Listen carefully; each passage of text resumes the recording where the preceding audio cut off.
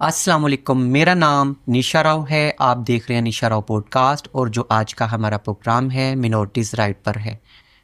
मैं बहुत ज़्यादा शुक्रगुजार हूँ ट्रांसजेंडर पॉडकास्ट को सपोर्ट करने के लिए youth advocate for democracy peace education foundation का कि उन्होंने हमें सपोर्ट किया और हमें पॉडकास्ट करने का मौका दिया। और आज के जो हमारे मेहमान हैं भविष्य कुमार हैं, मिनॉरिटीज़ राइट एक्टिविस्ट हैं। अस्सलाम वालेकुम भविष्य कुमार। वालेकुम सलाम। निशा, कैसे हैं आप? आप कैसे हैं? मैं ठीक, बिल्कुल। अच्छा भविष्य, ये बताइए कि आजकल आप क्या क्या कर रहे हैं?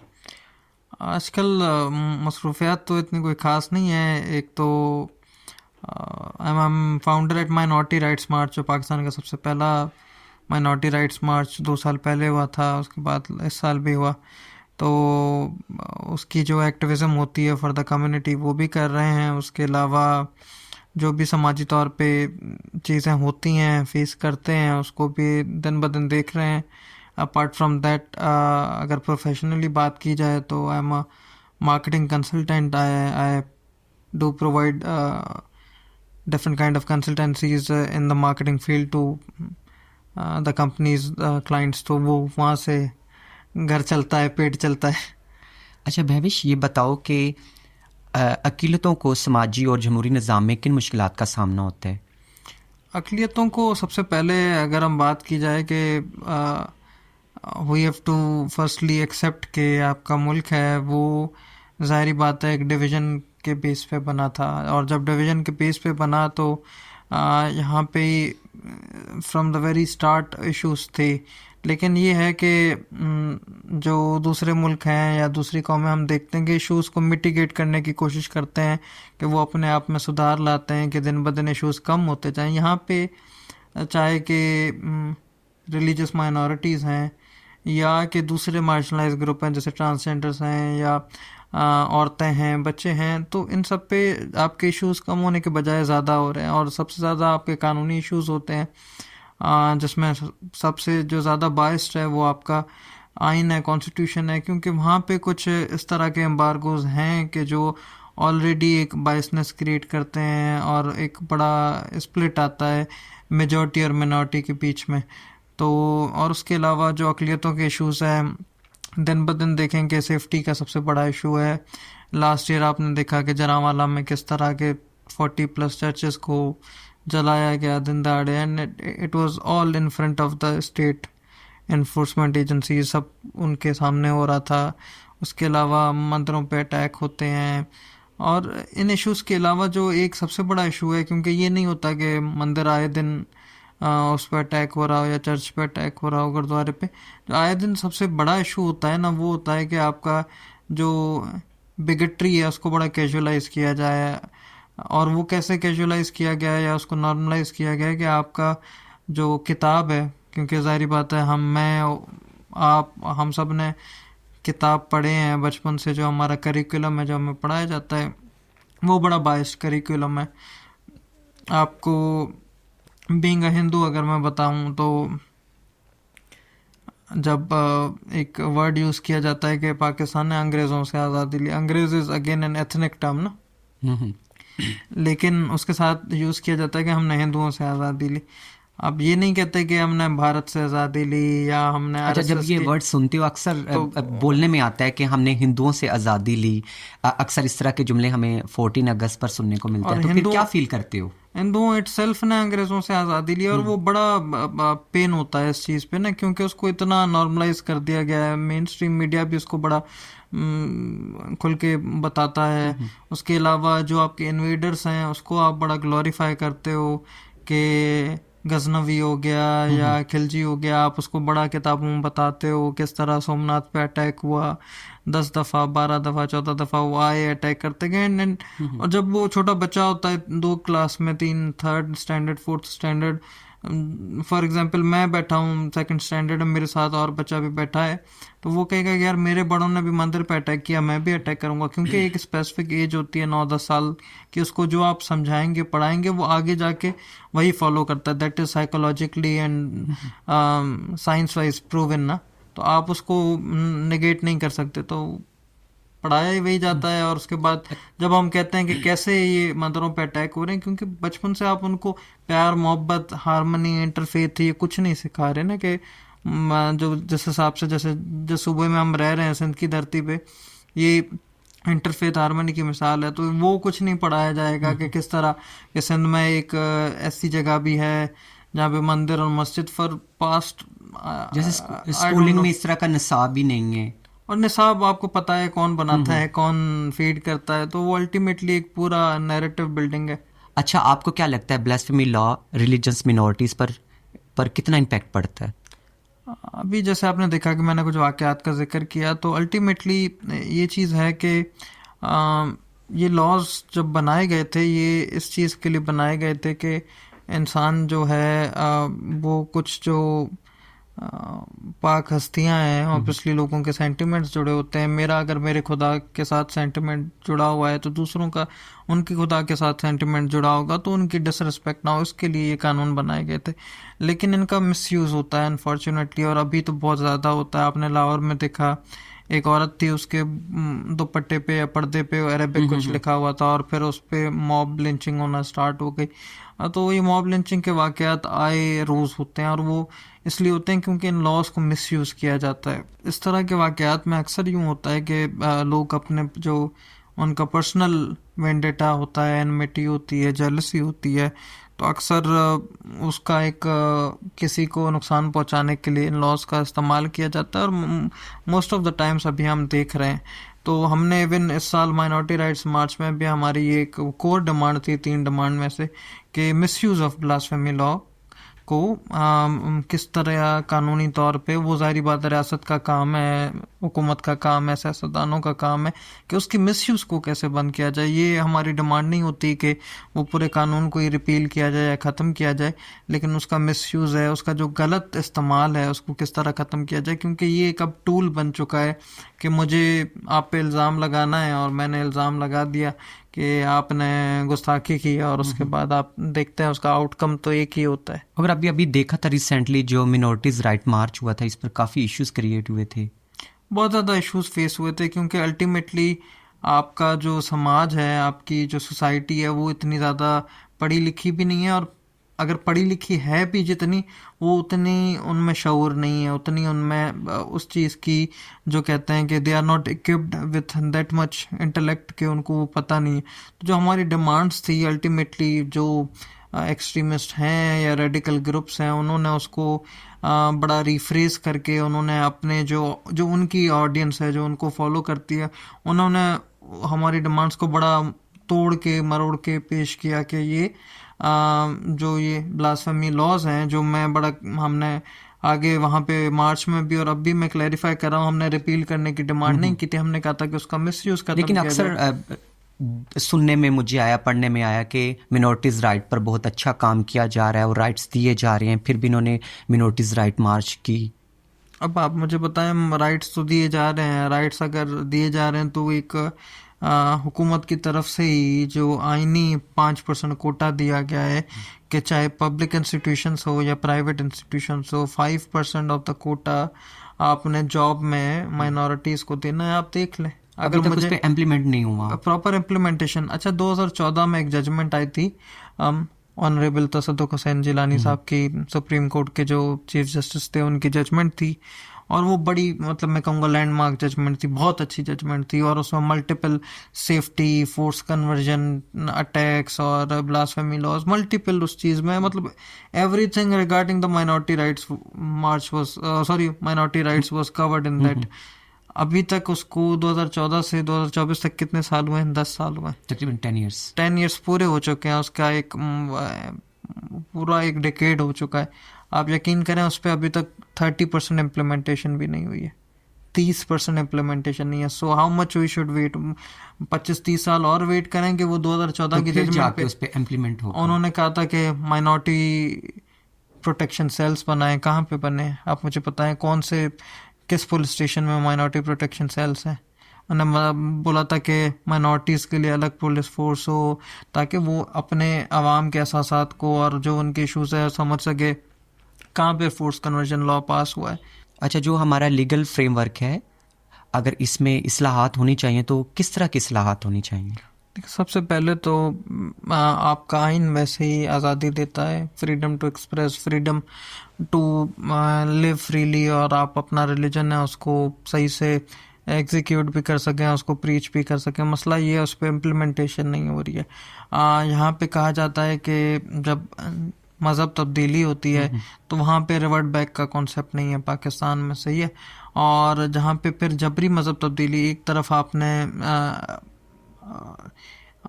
अंडर 18 जो छोटे बच्चे हैं या बच्चियां हैं उनके लिए कानून पास कर लिया है, लेकिन वो माइनॉरिटीज़ पे कितना लागू होता है। अभी कुछ दिन पहले मैं बताऊं कि बदीन के एक जज साहब की जजमेंट आई है, and it is very shameful ना, कि उन्होंने, वो 14 साल का बच्चा है, हिंदू बच्चा है, उससे पूछा है कि आप कहाँ पे खड़े हो, तो कहा मैं कोर्ट में खड़ा हूँ। पहले उसका नाम पूछा, मैं कोर्ट में खड़ा। आप कोर्ट में क्यों खड़े हो? मैं अपनी गवाही देने के लिए खड़ा हूँ। अच्छा, मैं कौन हूँ? आप जज हैं। तो कहा कि इस हिसाब से मैं कंक्लूजन पे निकल आया हूँ कि बच्चा अपनी टेस्टमनी दे सकता है और वो अपना डिसीजन खुद ले सकता है। तो और फिर उसकी जो स्टेटमेंट आई बच्चे की, और उस पे उन्होंने जो उसकी कन्वर्जन हुई थी, अंडर एज कन्वर्जन हुई थी, उसको उन्होंने लीगलाइज कर लिया, कि उन्होंने कहा कि ये जायज़ है। जबकि ये अंडर एज बच्चों की ना आप कन्वर्जन कर सकते हैं, ना ही उनके साथ शादी कर सकते हैं, ये एक कानूनन जुर्म है। तो यहाँ पे ये है कि इसके बिल की भी एक ज़रूरत है। और लीगल इस्लाहात, मैं तो कहता हूँ कि वो जो 2014 की जजमेंट है वो आज तक वैलिड है। अगर उसी को प्रॉपरली एग्जीक्यूट किया जाए, आपकी माइनॉरिटीज़ कमीशन नहीं बनी है किन सूबों में, ना सिंध में है, ना पंजाब में, ना केपी में, ना बलूचिस्तान में, ना नेशनल लेवल पे माइनॉरिटीज़ कमीशन नहीं है, वो बन जाए। और आपकी माइनॉरिटी प्रोटेक्शन सेल्स बन जाएं, फोर्स कन्वर्जन का जो बिल है वो पास हो जाए, आपका जो पुलिस फोर्स है उसको इतना इक्विप किया जाए कि सिर्फ ये नहीं है कि पुलिस वाला खड़ा हो मंदिर के सामने, that is not the security. Police वाले को पता होना चाहिए कि अंदर जो लोग आ रहे हैं उनके सेंटिमेंट्स क्या हैं, उनके इमोशंस क्या हैं, ताकि वो उतना सेंसिटाइज हो।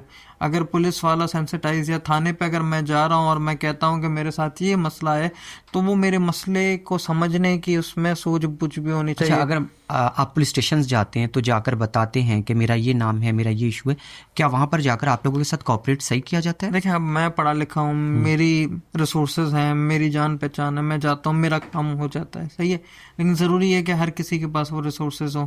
अब मैं सिंपल से एक बात बताता हूँ। अभी 2 हफ्ते 3 हफ्ते पुरानी बात है कि वो आई थिंक सो टंडू अलायर या टंडू मोहम्मद खान की बात है, केस आया था कि एक हिंदू कम्युनिटी से कुछ लोग थे, वो शॉपकीपर था, तो कोई मंशियात फरोश था। तो वहाँ पे क्या वो कहता था कि आप स्पेसिफिकली है ना, वो सब दुकानों पे अपना कुछ रखवाते थे, एक छालिया है मैनपुड़ी ना, वो रखवाते थे।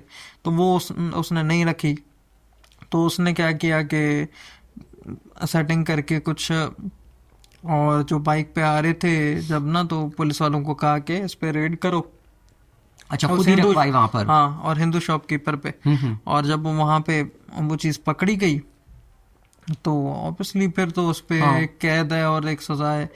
तो जब उसका पीछे, जैसे आप भी लॉयर आप समझ सकते हैं, उसका जब देखा गया पीछे, उसका उसके बैकग्राउंड देखा गया। बैकग्राउंड देखा गया, प्रेसिडेंट उस शॉपकीपर ने मल्टीपल टाइम्स पुलिस को कंप्लेन की कि ये मुझे हरास कर रहा है ना, कि आप रखो, और मैं रख नहीं रहा हूँ, मैं तो उस पर कभी पुलिस वालों ने एक्शन नहीं लिया? एक्शन नहीं लिया। तो अगर मैं होता फॉर एग्जांपल, तो मैं रिटन एप्लीकेशन देता, मुझे पता है कि मुझे इतनी सूझबूझ है, मैं पुलिस से उसकी रिसीविंग भी लेता, ताकि मेरे पास उसका लीगल फ्रेमवर्क सारा हो कि आगे जाके मुझे मसला हो। उस बेचारे के बस कुछ नहीं था, अल्टीमेटली अब वो ट्रायल हो रहा है।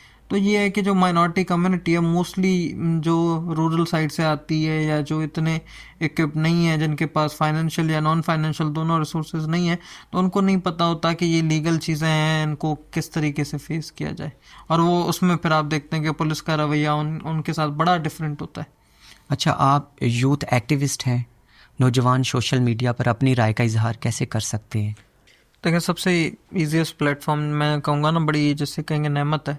आप भी अभी पॉडकास्ट कर रही हैं, आपको कोई लिटिगेशन या कुछ भी करने की ज़रूरत नहीं है। आपने अपना यूट्यूब चैनल बनाया, वहाँ पे आप अपनी जो राय का इजहार कर रही हैं, और जो आपके पास गेस्ट भी आते हैं वो भी बड़े इजीली अपना जो एक कानूनी राइट है टू एक्सप्रेस, टू स्पीक, वो पूरा इम्प्लीमेंट कर रहे हैं।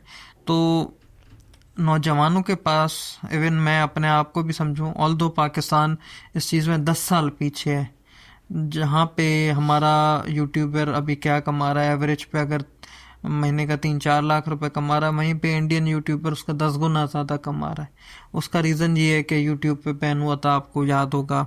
उसके अलावा जिस तरह अभी ट्विटर पे मोनेटाइजेशन का जब टाइम स्टार्ट हुआ, आपने उसी वक्त ही मोनेटाइजेशन के टाइम पे आपने उसे ट्विटर ब्लॉक को बैन कर दिया, ब्लॉक कर दिया। ऑल दो वीपीएन है, लेकिन एक आपने डिसरप्ट कर दिया प्रोसेस को। लेकिन फिर भी नौजवानों के पास बेहतरीन ये एक प्लेटफॉर्म है कि वो अपना जो फेसबुक अकाउंट है, जो इंस्टाग्राम है, जो यूट्यूब है, टिकटॉक है, उसको सही से इस्तेमाल करें। और वो not only for the betterment of them self, वो आगे दूसरों के लिए भी बेहतरी लाएं। और किसी भी सब्जेक्ट में, आप ट्रांसजेंडर हैं, ये ट्रांसजेंडर पॉडकास्ट है, I think so first ever transgender podcast है। तो इसी तरीके से आप एक नैरेटिव बिल्डिंग कर रही हैं, आप अपने कम्युनिटी को इस प्लेटफॉर्म से एम्पावर कर रही हैं, और गेस्ट भी जो आ रहे हैं वो अपने इश्यूज बता रहे हैं। तो इसी तरीके से ये सेम अपॉर्चुनिटी पूरे यूथ के पास है कि अगर इतना बड़ा सेटअप नहीं है, एक छोटा सा माइक लेके एक पीछे क्या उसे कहते हैं, प्लेन दीवार या स्क्रीन लेके एडिटिंग है। उसके अलावा apart from this digital media को छोड़ के भी आपके पास यूथ के पास there are multiple of the opportunities. आप फाइवर है, अपवर्क है, फ्रीलांस करें, गिग्स करें। और आईटी सेक्टर में ऑल दो जो स्टेट स्पॉन्सर्ड फाइनेंसिंग है बहुत कम है, बहुत ज़्यादा एम्बार्गोज हैं, बहुत ज़्यादा लिमिटेशंस हैं। लेकिन हमारे पास इट्स नॉट ओनली के हम स्टेट के आसरे पे रहें, और जिनको करना होता है वो करते हैं। और नहीं, लेकिन अगर नौजवानों को देखें तो फाइनेंशियल स्ट्रॉन्ग नहीं है, बहुत ज़्यादा इश्यूज हैं एजुकेशन को लेकर, जॉब को लेकर। तो फिर सोशल मीडिया में वो अपने आप को इतना ज़्यादा इन किस तरह कर सकते हैं? सबसे पहली बात है कि रियासत है ना, वो चाहती ही नहीं है कि आप कमाएं। उन्होंने हाँ हैंड्स अप किए हुए हैं, वो चाहती ही नहीं है। एक तो होता है कि आपको प्लेटफॉर्म दिया जाएगा, आप कमाएं, वो प्लेटफॉर्म ले रही है।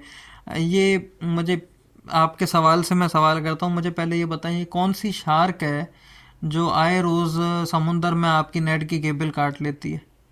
आए रोज़ आप देखते हैं आपका इंटरनेट डिसरप्ट होता है, और फिर वो मेन स्ट्रीम मीडिया पे खबर चला देते हैं कि वो केबल में शार्क ने काट लिया है और उसके ये अक्सर डिसरप्शन रोज आ ही गई। देखने को आ रहा असल होता में है। ये होता है बेसिकली आपका जो कुछ नैरेटिव्स क्रिएट होते हैं सोशल मीडिया पे, उसको लिमिट करने के लिए, डिसरप्ट करने के लिए, ये खुद ही इंटरनेट को डाउन करते हैं, और खुद ही एक शार्क को पैदा करते हैं, खुद ही उसको मार देते हैं।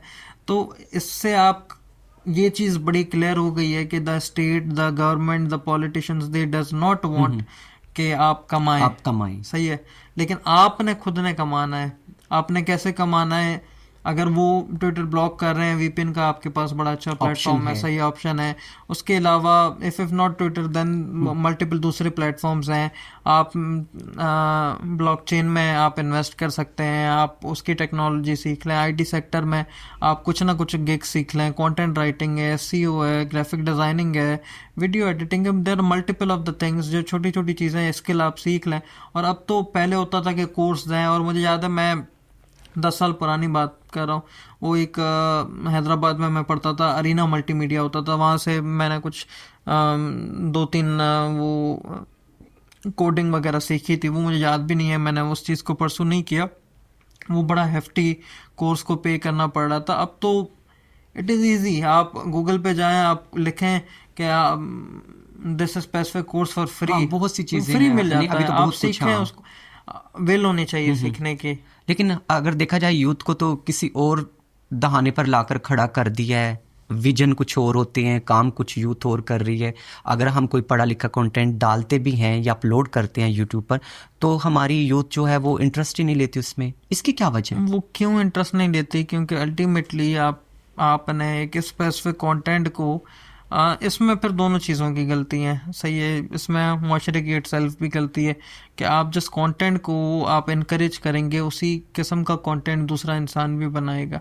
आप जिस कंटेंट को इनकरेज नहीं करेंगे, अब मैंने कल एक स्टैट पढ़ा था, आपने कहा ना कि वर्ड यूज़ किया पढ़ा लिखा कंटेंट, तो मैं उससे रिलेटेड आपको बताऊं, पाकिस्तान लास्ट के 10 कंट्रीज में आता है। लास्ट के 10 कंट्रीज आता है जहाँ पे किताबें पढ़ी जाती हैं, और पाकिस्तान में एवरेज 2.2 किताबें पढ़ी जाती हैं एनुअली, मतलब एक बंदा पढ़ता है। यहाँ ये रेशो होगी अभी हाँ। पाकिस्तान की। और दूसरे कंट्रीज में एवरेज 200-300 किताबें मतलब का रेशो है। अमेरिका सबसे टॉप पे है। नहीं, आपकी ही बात है कि पाकिस्तान में रीडिंग का रुझान नहीं है, तो हम यूथ को किस तरह इस तरफ ला सकते हैं? देखें, बुक रीडिंग है उसका रुझान तो कम हो गया है बहुत ही। और आप इवन देखेंगे जो आपके पुरानी मार्केट्स हैं, पाकिस्तान चौक वगैरह, जहाँ पे बुक्स प्रिंट होते थे, वो सारे के सारे जो मैन्युफैक्चरर्स हैं, प्रिंटर्स हैं, नुकसान में। क्योंकि जब तक बुक पढ़ेगा नहीं तो बुक बिकेगा नहीं, बुक बिकेगा नहीं तो बुक प्रिंट ही नहीं होगा, और नुकसान है उसमें। और बुक लिखने के लिए जो राइटर्स हैं उन्होंने भी इस बात में बड़ी कमी आ गई। लेकिन जो डिजिटल बुक्स हैं, आप लैपटॉप पे पढ़ सकते हैं, आईपैड पे पढ़ सकते हैं, फ़ोन में पढ़ सकते हैं। पढ़ने का रुझान नहीं, न्यूज़पेपर का रुझान नहीं है। तो अल्टीमेटली ये बड़ा लम्हा फ़िक्रिया है। लेकिन वो ये है कि ये भी रियासत का काम है कि किस तरह स्कूल्स में बुक कल्चर को, रीडिंग कल्चर को ज़्यादा एम्पावर किया जाए। आपने वही जो 70 साल पुराना करिकुलम है पाकिस्तान स्टडीज़ पे लगाया वही हुआ अभी है, तक है, निसाब में कोई चेंजिंग नहीं आई। निसाब में जब तक चेंजिंग नहीं आएगी, लोगों का इंटरेस्ट पैदा नहीं होता। मैं सारी किताबें नहीं पढ़ता, मैं टू बी वेरी ऑनेस्ट बताऊं। मैं, आप मेरे सामने कोई और किताब ले आएंगे मैं, लेकिन मुझे आप मेरे सामने पॉलिटिक्स की किताब लाएंगे मैं पढ़ूंगा, ठीक है। मेरे सामने आप हिस्ट्री की किताब लाएंगे मैं पढ़ूंगा, मेरे सामने मे भी आप साइंस की ले आए मैं ना पढ़ूं। वो बस तो जो लेकिन बुक्स में इंटरेस्ट तो इंटरेस्ट, डेवलप, हाँ, इंटरेस्ट जिस बुक में वो होगा तो इंसान वही वो जो बुक रीड कर। इंटरेस्ट डेवलपमेंट है वो ख़त्म कर दी है अभी आपके बच्चों का from the very initial stage. ये क्योंकि स्कूल और कॉलेज का कल्चर होता है कि बच्चा किताब हाथ में ले, किताब पढ़े, किताब से शौक पैदा हो उसका। अभी आप देखेंगे किताब की जगह even even it goes for me, मेरी छोटी सी घर पे बहन है और दूसरे भी रिलेटिव्स हैं जो सिमिलर एज के 10-11 है, उनके हाथ में रादर देन द बुक अभी स्मार्टफोन है। आजकल तो छोटे से छोटा बच्चा उसके हाथ में भी मोबाइल फ़ोन है, और जो ओल्ड लोग हैं, बूढ़े लोग हैं, उनको मोबाइल एंड्रॉयड चलाने नहीं आती। छोटा बच्चा जो 3 4 5 साल के, उसको बहुत अच्छे तरीके से मोबाइल और चलाना उसको आता है। बहुत अच्छे तरीके से, अब इसका फ़ायदे भी हैं। मैं नहीं कहूँगा कि उनके हाथ में स्मार्टफोन नहीं देना चाहिए, लेकिन उसके नुकसानात भी बहुत हैं। अल्टीमेटली उसके बायोलॉजिकल नुकसानात भी हैं, और उसके जो बुक कल्चर जिस तरह ख़त्म हो रहा है, इस तरह के नुकसानात भी बहुत हैं। आप उसके देखेंगे आपकी आई साइट भी वीक होती है। अभी most of the kids they are having glasses.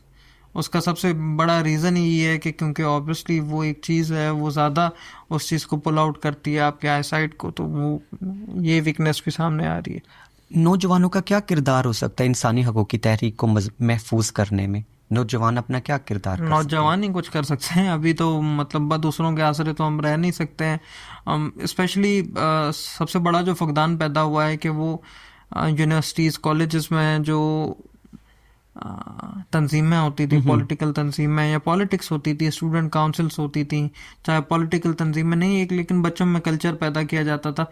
अभी the people have lost their interest in politics, सही है, और the people have lost their interest in activism. Activism में भी कहते हैं कि इट ब्रीड्स नथिंग, मतलब आपको मिलता कुछ नहीं है, आपके ये नारे और धरनों से होता कुछ नहीं है। पॉलिटिशियन के लिए भी एक वही एक इमेज पैदा हो गई है कि भाई दे आर ऑल सेम, और वो नहीं है। और जो दूसरे भी हैं उनके लिए भी वही एक इमेज क्रिएट हो गई। Ultimately the youth has lost interest लेकिन कंप्लीटली। अगर आप बात कर रहे थे नौजवानों की, पहले तो वहाँ पर इस तरह के ग्रुप्स हो जाते थे यूनिवर्सिटीज़ में, अब वो भी रुझान कम होता जा वो रहा है। रुझान नहीं है ना, उस पर तो पाबंदी लगाई हुई है ना आपकी रियासत ने। लेकिन फिर भी अगर पाबंदी लगाएगी है तो अपनी आवाज़ तो बुलंद कर सकते हैं, वो अपने राइट्स के लिए तो काम कर सकते हैं। अगर देखें एक जगह अगर बैन हो गई है तो क्या इसका मतलब है कि नौजवान खामोश होकर बैठ जाए? देखें, वो तो यूथ को ही आगे निकलना होगा कि अपनी जो ये स्टूडेंट यूनियंस पे बैन लगा हुआ है, सबसे पहले उसको अनबैन किया जाए। अब सिंध में तकरीबन, Sindh is the first province जिसमें स्टूडेंट यूनियंस को अनबैन किया गया आफ्टर सो मैनी ईयर्स, मतलब आफ्टर 2-3 डिकेड्स स्टूडेंट यूनियंस को अनबैन किया गया। बाकी सब सूबों में अभी बैंड है, लेकिन अनबैन के बाद भी उस पर प्रॉपर तरीके से इम्प्लीमेंटेशन नहीं हुआ, उस पर कोई कानून साजी नहीं हुई है, तो जब तक गवर्नमेंट द पॉलिटिशियन वो नहीं चाहेंगे कि नई ब्रीड ऑफ पॉलिटिशियंस आए, वो कैसे आएगी? यूनिवर्सिटी में बचा होता था वो किसी ना किसी पॉलिटिकल पार्टी को रिप्रेजेंट, किसी विजन को, किसी सोच को रिप्रेजेंट लेकिन करता अभी था। देखते हैं तो नौजवान तबका पॉलिटिकल पार्टीज की तरफ रुझान ही नहीं है है, ही नहीं ना। सोचते ही नहीं है। आपका youth is totally disinterested in politics. और अब मजाक बनाया जाता है, मैं मुझसे कोई पूछता है कि आर यू पॉलिटिकली पैशनेट, मैं कहता हूँ हाँ, मिसाल के तौर पे मैं हूँ, जाहिर बात है। वो मेरे घर वाले भी हंसते हैं मुझ पे।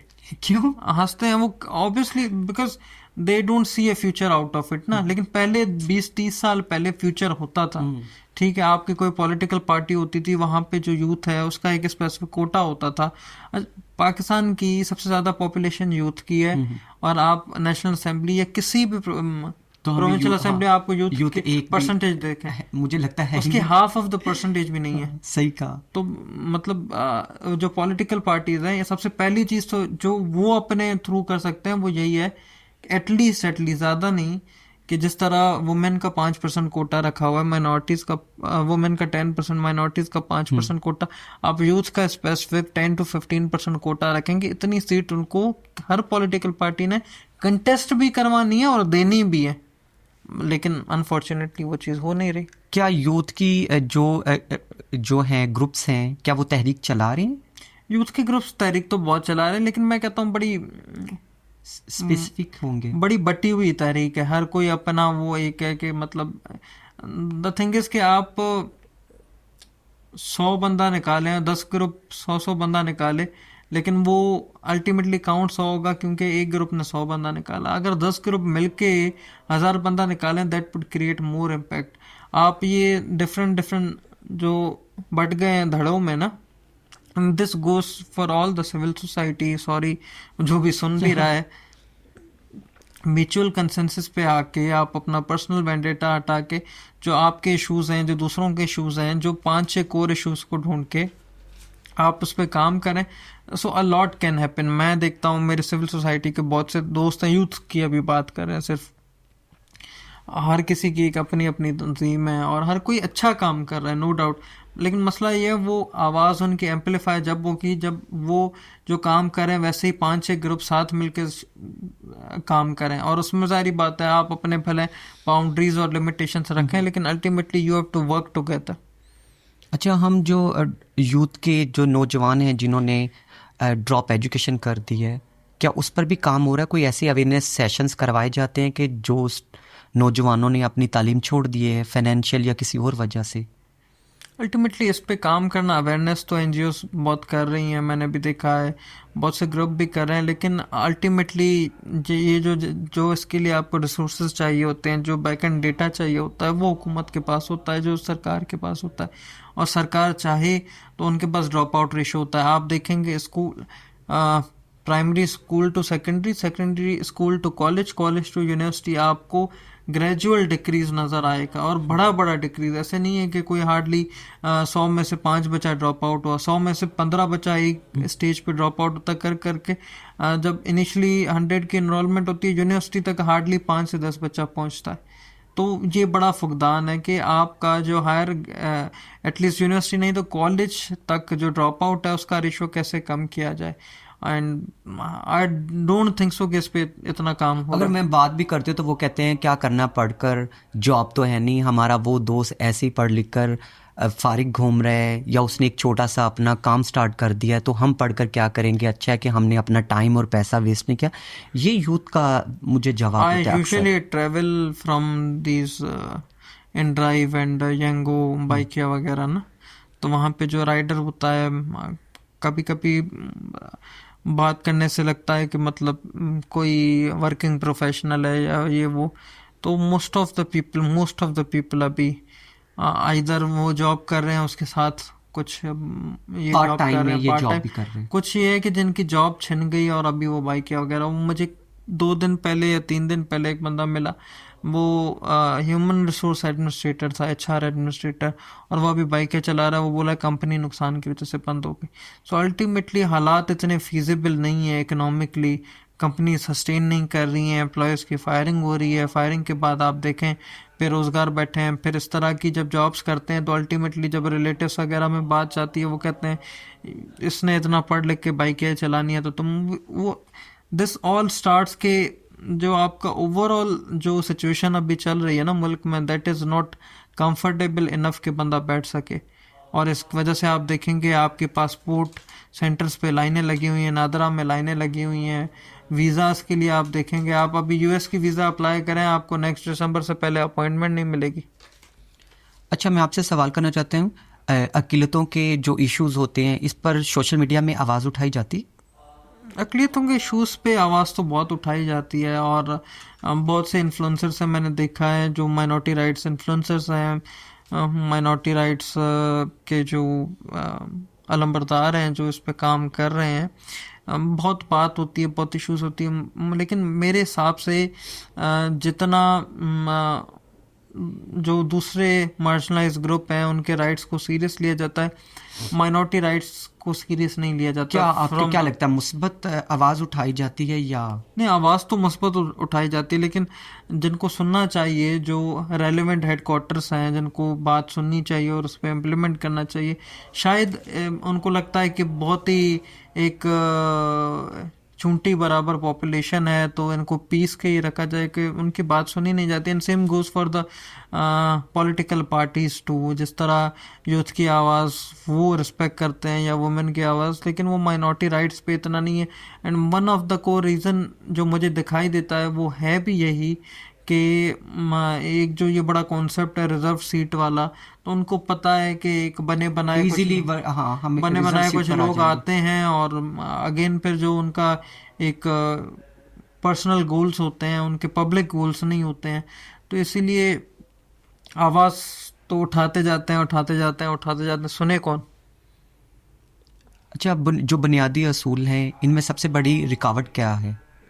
सबसे बड़ी रुकावटें तो बहुत हैं, लेकिन सबसे वही बात है कि अल्टीमेटली एक म्यूचुअल कंसेंसस पैदा होना चाहिए पब्लिक और जो आपके लोग हैं सुनने वाले। ऑब्वियसली आपकी इस्टेब्लिशमेंट है, जुडिशरी है, गवर्नमेंट है, जो 3 पिलर्स हैं आपके मुल्क के, तो और लॉ इन्फोर्समेंट एजेंसीज हैं, वो एक पब्लिक कंसेंसस पैदा नहीं हो रहा कि हम बात कहें और वो बात सुने। बात सुनने को कोई तैयार नहीं। सबसे बड़ी रुकावट ही यही है।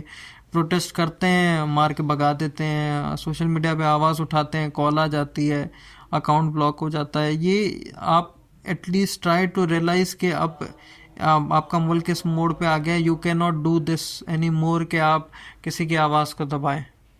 अच्छा, आपसे पर्सनल सवाल करती हूँ कि आपको भी पर्सनल हिट किया जाता है अक्सर?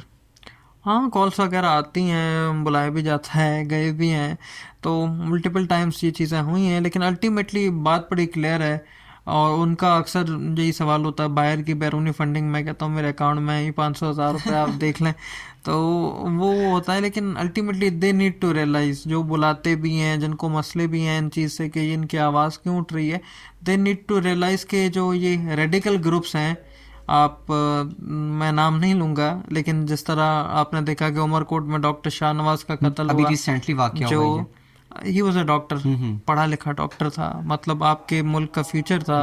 लम्स यूनिवर्सिटी से, हैदराबाद से उसने पढ़ा था and he was serving the community in some capacity ना। क्लिनिक चला रहा था, गवर्नमेंट हॉस्पिटल में एम्प्लॉयड था। क्या हुआ उसके साथ? आपका बच्चा क्यों पढ़ेगा फिर? तो अल्टीमेटली हमें रोकने से बेहतर है जिन्होंने उसको मारा उनको रोका जाए। अच्छा, आप ये बताएं कि मिनॉरिटीज़ वुमेन को भी मुश्किलात का सामना करना पड़ता है? देखें, एक तो वैसे ही बेचारी जो ख़वातीन है, वो बेचारी का वर्ड हम सॉरी मैंने यूज़ किया, लेकिन वैसे ही पिसी हुई हैं और वैसे ही एक मार्जिनलाइज ग्रुप है। उसके ऊपर माइनॉरिटी वुमेन जब होती हैं तो उनके साथ एक बहुत ही ज़्यादा अजाब है। और इसका मैं एक छोटी सी मिसाल दूं, आपको याद होगा 2 साल पहले जो सैलाब आया था, इट वाज वेरी डेवास्टेटिंग। तो वो जो कुछ NGOs हैं काम कर रही थी, फील्ड्स में जाके राशन दे रही थी, हट्स दे रही थी, टेंट्स दे रही थी, तो इवन कोई भी मज़हब ये नहीं सिखाता कि इस ऐसी सिचुएशन में जहाँ लोगों के घर ही बिखर गए हों कि आप उसमें डिफरेंशिएट करें। तो वो लिटरली वहाँ पे जो औरतें थीं या जो बच्चे थे या जो इवन मर्द भी थे, तो वहाँ पे आपको पता है कि हिंदू कम्युनिटी बीफ नहीं खाती, ऐसा ही है। तो आपको पता है चिकन भी बहुत सी कम्युनिटी नहीं खाती। स्पेसिफिक उनको नॉन वेज दिया जाता था ताकि वो भूखे बैठे रहें, खाएं ना, उनको राशन प्रॉपर नहीं दिया जाता था। And this was done. Sujawal district में भी हुआ, ठट्ठा में भी हुआ उनका। आप हैदराबाद से नीचे जाएं, ये मल्टीपल केसेस सुनाई दिए गए थे। और फिर जो मुस्लिम कम्युनिटी होती थी जो खुद ही विक्टिम थी उस सैलाब की, उन्होंने उसका साथ दिया रादर देन दीज एनजीओज। तो ये जो डिफरेंशिएशन है वुमेन के साथ भी इसी तरीके से होती है। जो अपॉर्चुनिटीज़ आपकी वुमेन के लिए आती हैं इन जनरल, तो वो जब देखा जाता है कि माइनॉरिटी वुमेन है, उनको उतना ही साइड पे लगाया जाता है। तो अल्टीमेटली ये वो कहते हैं ना कि डबल प्रेशर आ गया।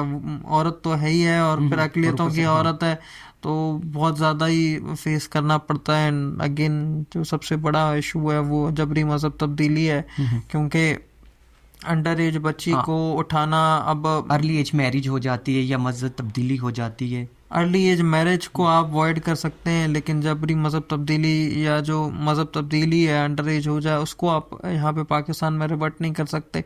जो कि कॉन्सेप्ट इट्सेल्फ बड़ा कॉन्ट्राडिक्टिंग है। आप खुद वकील हैं, आप इस चीज़ को समझती होंगी कि अगर कानूनी तौर पे कोई बच्ची है, उसकी शादी अंडर 18 हो गई, कोर्ट उसको रिवर्ट बैक कर देता है कि ये शादी जायज़ नहीं है, सही है, आफ्टर दिस लॉ वाज जी जी। पास्ड। लेकिन अगर किसी गैर मुस्लिम लड़की की शादी हुई है, शादी तो रिवर्ट बैक हो सकती है, लेकिन उसका मज़हब मज़हब रिवर्ट तब्दीली। बैक नहीं हो सकता। अब ये खुला तजाद है मतलब हमारे साथ, के ना किसी के सामने बोल सकते हैं ना किसी के सामने कह सकते हैं कुछ।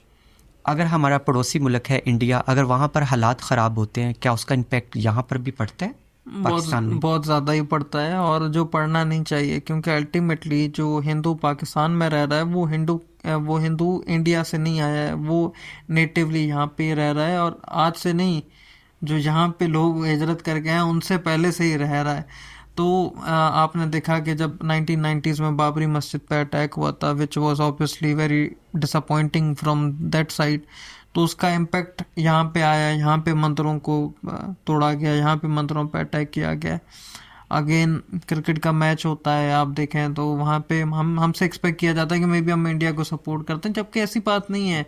We are born in Pakistan, हम यहाँ पे पले बड़े हैं, यहाँ का ही नमक खाया है, तो we are ultimately loyal to this very country. Issues उठाते हैं, इसका मकसद ये नहीं है कि हम पड़ोसी मुल्क हैं कि उसको सपोर्ट करते हो या कुछ हो। और अल्टीमेटली इश्यूज होते हैं वहाँ पे जब मुस्लिम कम्युनिटी पे, जो अभी आपने देखा है कि पोस्ट मोदी जो सारा कुछ हो रहा है इंडिया में मुस्लिम कम्युनिटी पे, विच इज़ वेरी डिसअपॉइंटिंग। तो वो जो नहीं होना चाहिए कि कहीं पे भी पूरी दुनिया में माइनॉरिटीज़ और मेजॉरिटी में फ़र्क नहीं होना चाहिए। और इंडिया का कानून है ही सेक्युलर, उसके बाद भी जो फ़र्क रखा जा रहा है, और तो उसका अल्टीमेटली यहाँ पे फ़र्क आता है बिल्कुल। क्योंकि जब वहाँ की वीडियोस यहाँ पे वायरल होती हैं, देखा जाता है कि बीफ पे किसी मुसलमान को मार दिया गया हो या उसको अभी रिसेंटली इस्लामाबाद में भी एक वाक़या हुआ था, शायद आपको याद नहीं होगा। जो क्रिश्चियन वाला, जी जी जी जी। जी बिल्कुल। तो अल्टीमेटली जब वहाँ पे वाकयात होते हैं तो यहाँ पे उसका रिएक्शन आता है जो आना नहीं चाहिए। क्योंकि अल्टीमेटली हम हिंदुस्तान को नहीं कहते हैं या हम मोदी को नहीं कहते हैं कि आप हाँ, मुसलमानों पे जुल्म करें, हमारा वहाँ से कोई वास्ता नहीं है अल्टीमेटली। लेकिन द थिंग इज़ के एक मेंटेलिटी है कि हिंदू इज़ एसोसिएटेड हाँ। With India India, only. और अक्सर कह देते हैं कि आप यहाँ क्यों रह रहे हैं, आप हाँ इंडिया चले होता है। जाएं, अक्सर सुनने में आता है ये। ये तो सिंध है जहाँ पे हिंदू का एक कॉन्सेप्ट है कि बिकॉज उनको है, और बलूचिस्तान में है, केपी में भी थोड़ा बहुत है। मैं पंजाब के कुछ ऐसे शहरों में गया हूँ, जब उन्होंने मुझे देखा और उन्होंने कहा हिंदू आप, तो मतलब दे गॉट सरप्राइज कि पाकिस्तान में हिंदू रहता भी है या नहीं, हम्म। लिटरली। मतलब वहाँ पे ये कॉन्सेप्ट ही नहीं है कि पाकिस्तान में भी शायद हिंदू रहता। वो स्टार प्लस का वो देखा हुआ था उन्होंने कि सिर्फ हिंदुस्तान में हिंदू रहता है, जब सिंध में तो एक बहुत बड़ी पॉपुलेशन है। आपके भी कराची के दोस्त अंदर बहुत होंगे। ज़्यादा है, मेरे बहुत ज़्यादा दोस्त हैं, तो ट्रांस कम्युनिटी बहुत ज़्यादा है कराची के अंदर। लेकिन पंजाब में बहुत से ऐसे इलाके हैं जहाँ पे हिंदूज इन पाकिस्तान का कॉन्सेप्ट है ही नहीं। तो अल्टीमेटली उनके लिए बड़ा एक सरप्राइजिंग फैक्टर होता है कि अगर वो किसी हिंदू को देख ले। अच्छा, लास्ट में हमारी यूथ को क्या मैसेज देना चाहेंगे? मेरा मैसेज यूथ को ये है कि सिंपली सबसे पहली चीज़ है कि आप पढ़ें। और इट्स नॉट नेसेसरी कि आप सिर्फ वो किताबें ही पढ़ें जो आपको स्कूल या कॉलेज में दी जाती हैं, यूनिवर्सिटी में पढ़ें। चीज़ों का मुताला करें और चीज़ों को क्रॉस चेक करें। डिसइंफॉर्मेशन और मिसइंफॉर्मेशन सबसे बड़ा इशू है यूथ का अभी ना, पूरे पाकिस्तान का सबसे बड़ा इशू आप अगर मुझसे पूछेंगी वो डिसइंफॉर्मेशन और मिसइंफॉर्मेशन है। और उसको हमने मिटिगेट हमने दोनों ने करना है, क्योंकि अक्सर कोई एक चीज़ चलती है सोशल मीडिया पे और पूरा उसके पीछे ब्रिगेड चल जाता है। तो चीज़ों का मुताला करें, हिस्ट्री को पढ़ें। जब तक हम अपने पास्ट को रेक्टिफाई नहीं करेंगे, गलतियों को, मिस्टेक्स को रेक्टिफाई नहीं करेंगे, आइडेंटिफाई नहीं करेंगे, हम उसको फिक्स नहीं कर सकते। जो हमारी गलतियां हैं बैसियत एक कौम, एज अ कंट्री या एज स्पेसिफिक ग्रुप्स, तो उनको आइडेंटिफाई करें। और जब उनको आइडेंटिफाई करेंगे and then will be able to fix. तो सबसे जो एक ही एडवाइस है कि रीड, और कुछ भी पढ़े बहुत अल्टीमेटली, लेकिन रीड एटलीस्ट। बहुत बहुत शुक्रिया आपके आने का। बहुत शुक्रिया निशा, आपने होस्ट किया एंड इट वाज वंडरफुल नहीं, टू बी आपके हियर। आने का बहुत शुक्रिया। हमने मिनॉरिटीज़ राइट पर बात की, नौजवानों के हकूक़ पर बात की, और आपने बहुत अच्छी अच्छी बातें की। आपका बहुत बहुत शुक्रिया। Thank you so much. हाँ, अभी मैं इजाज़त चाहूँगी। इंशाल्लाह हम नेक्स्ट एपिसोड में अपने अगले मेहमान के साथ हाजिर होंगे। अल्लाह हाफिज़।